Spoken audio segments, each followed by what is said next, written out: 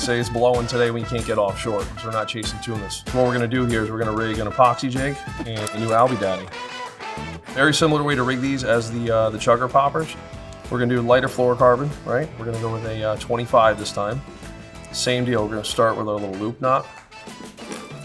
We're gonna go right through the eye of this guy.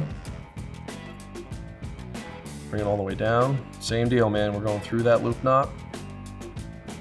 We're coming around the main line twice. And then back through. Remember, this is 25, not 80 pounds. We're not cinching that down as hard. We don't need to break it here. Give it a quick trim. And there we go. There's the epoxy jig.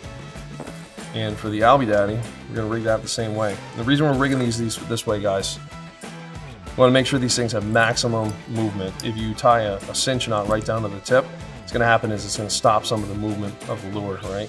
So we want this thing to swing as much as possible and do what it's going to do. So we got to let it have that movement. So again, we're going to go quick little overhand loop knot right to the eye of the jig. Pull it down snug.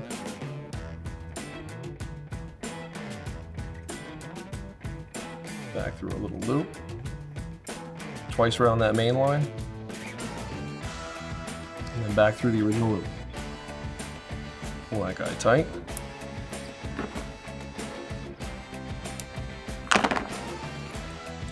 There you go. That's how you rig your Albie Daddy. Both inshore lures. We'll rig these guys this way for inshore, for Albies. You know, fish them for bluefish. You can fish them for striped bass as well. I've had some luck with this guy jigging for sea bass. In between bites offshore, if you're on some structure, you can definitely drop these down for sea bass as well. The other thing too, don't be afraid to have these rigged on your light offshore rods. You run past a weed patch, small log, etc. The mahi will jump on these things. So definitely a good idea to have at least one of these rigged when you're headed offshore. If you got your big tuna stuff, right? You always want to be ready for everything, so you're gonna have some light stuff rigged as well.